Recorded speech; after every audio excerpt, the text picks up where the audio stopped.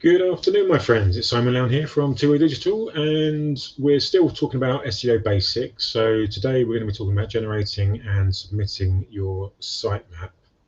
Now, depending on where you are in your business, how long your website's been up, and how much you've been using it as a way to generate business. So have you got a lot of content, lots of services, etc. It will affect how important the search map actually is. If you're a brand new site and you're just getting started, in terms of getting indexed on the search engines, the sitemap will be more important because it's well known that you could be anything from a few days to a few weeks, months, even sometimes for new sites to get indexed. On the flip side of that, if you've got an old established domain and you've been doing some form of SEO for yourself or within your business, and you've got a lot of content, actually the sitemap becomes important for a different reason, because actually what it can do is help you limit what gets searched and how it's searched, and we'll go to a bit more of that in just a minute. So if you're watching live, please do say hi. I'll give you a shout out. If you're watching a replay, please give me a hashtag replay. Please do like the video, helps other people see it. If you've got any questions at the end of it, please do feel free to ask away, because it does start to get a bit more in depth when you start dealing with the back end of websites and the functional side. And it's not something that I can go through in 10 minutes on this video. So I'll give you the basics of how to generate and submit, but I won't go into any details about it. I'll give you some links to some resources that you can look that up, or join me in the group. Feel free to ask any questions. So let's get cracking. So if, like I say, you've got an older site, you're going to use the sitemap more to tell the search engines about new stuff that you've created or stuff that you've republished or things that you don't want crawling on your site. So if you've got any applications or pages that don't need to rank, you can actually switch that off and effectively save your crawl budget for the content that is more important, that it gets updated in the search engines.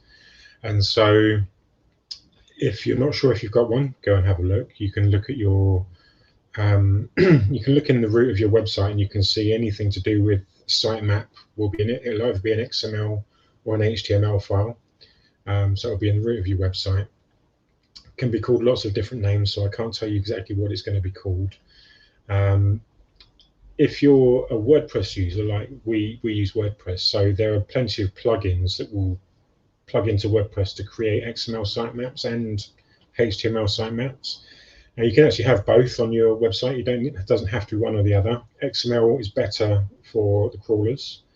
HTML is better for people visiting your site, because you can give them a visual representation of how your site is laid out.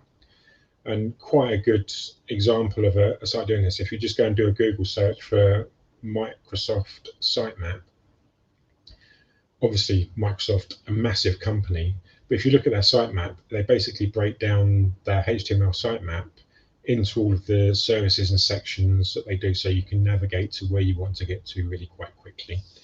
On a smaller site, like a local business, you can actually include your various content sections and services and things as well in there, just to get people around your site relatively easy. Now on WordPress, I mean, we use Yoast, and so if you are a WordPress user and you want to use the Yoast plugin for your SEO, that's actually got an XML sitemap generator built into it. I'll just put a link below. You can go and have a look at that, and you just essentially navigate to the right section of Yoast and flick a switch to turn on creating XML sitemaps, and that's a set and forget. That will automatically make any changes to the sitemap that you need, and it will put all your new content in the various correct parts of the sitemap for you. Now, if you're a non-WordPress user, it gets a little bit more involved, obviously, because hundreds of platforms, loads of different potential hosts, and there's no way of me being able to tell you, what you can use for your business. So I'll put a link below to an XML sitemap generator. I'll put one to an HTML sitemap generator. They're not ones that I'm particularly recommending. They're just ones that I've looked at that will certainly do the job that you need it to do, and there will be no problems. They've got automation side of it built up, so if you get the Windows tool, or if you use the cloud ones, but just do a search for HTML sitemap generator or XML sitemap generator and go and look at the options. Again, if you want help, if you've got ones that you can't decide, drop into the group, just drop in the links and I'll have a look at them for you and I'll comment as to what I think. But basically, when you've generated your sitemap generator, that's kind of where you want to get to. You need a sitemap, an index of your website in a file, whether that be XML or HTML. And then, now that you've got your sitemap, what you need to do is upload it to your website.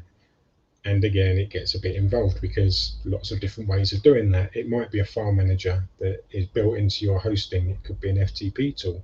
So you FTP into your site and you use a FileZilla type app to take the file from your desktop onto your website. There might be a console built into your website that you use. I just don't know what that's going to be. So have a look at the support. Just search how to upload a sitemap to your website, and that will tell you the steps that you need to take.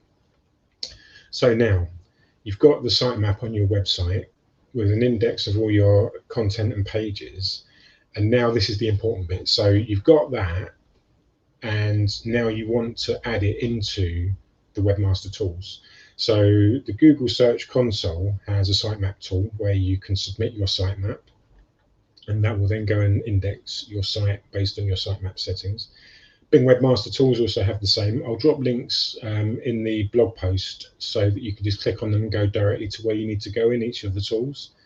And then basically what you want to check and just make sure that they upload without any errors. Now, patience is a little bit of a virtue here. Once the file's been uploaded, which takes seconds, it still might take some time before the site actually gets indexed by the search engine based on your sitemap. That could be a few hours, or it could be a few minutes, but it could be a day, it could be a couple of days. So just keep an eye on it. You should get a notification for the email address of the account once it's indexed. But just I would say upload it, just go off, do your normal thing, come back the following day and have a look and just see if there are any errors. Now, there are a number of potential things that could be wrong with any given sitemap, but it will tell you if there are. And you can also use the Google Support Webmaster Answers section. I'll drop a list, a link for that below as well.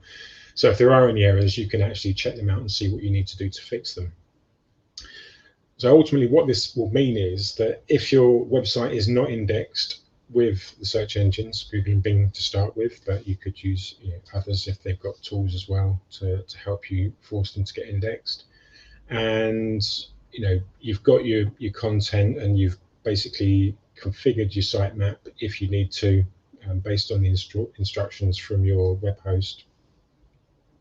But what it basically means now is that your content is definitely indexed by the search engines, and that's how you can start to rank. If you haven't done this step, if you don't know what the status is of your website or any particular page on your site, because they can all be queried individually using the Google Search Console tool, for example, for querying your site, that will make sure that all of your new content is being indexed, and then therefore stands a chance of ranking based on the quality of the content and the backlinks and all the rest of it that we're going to touch on later on. So this is quite a technical step.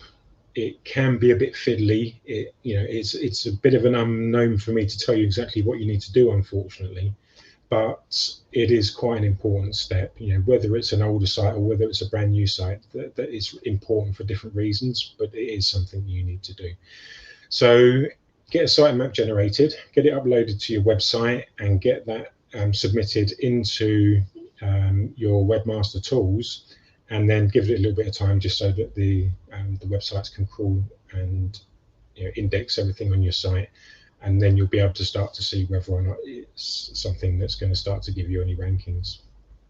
So that's it for today's lesson. It's, like I say, it's quite important that you do this. Don't miss this step out, even though it might seem a little bit daunting. And please feel free, join me in the group, bit.ly/property group, capital P, capital G, and that's our Facebook group for property professionals. There's loads of videos, other videos besides, all around SEO, and some great bits of content on backlinks and setting up your business and going large on social media, and all those other good things are in the group already. So you're more than welcome to join and have a look at those, and we'll leave it there today. So get that done, and I'll see you on the next video.